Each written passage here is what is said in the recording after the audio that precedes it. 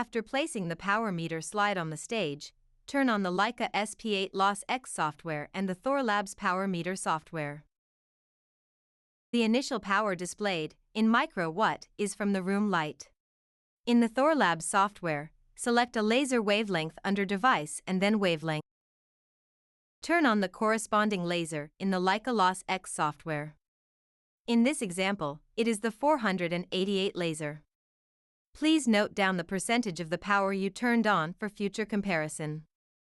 Use the imaging format and scanning speed that you usually use for live view. Click on Live. In the Thorlabs software, the displayed laser power is in milliwatt unit. You can switch between the top display tabs in the Thorlabs software: Graph, Statistics, Tuning, and Measurement.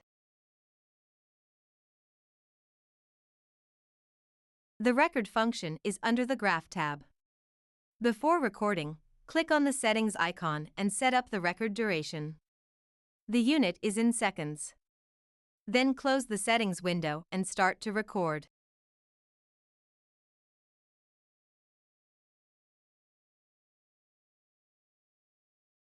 You will see a record in progress bar.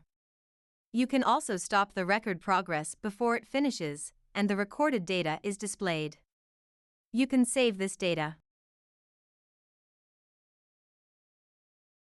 To measure the power of another laser, select the desired laser in the Leica Loss X software, then select the corresponding laser wavelength in the Thorlabs software. If the laser wavelength is not listed in the drop-down menu, click on Edit at the bottom of the drop-down menu and add the wavelength through the Edit Wavelength window.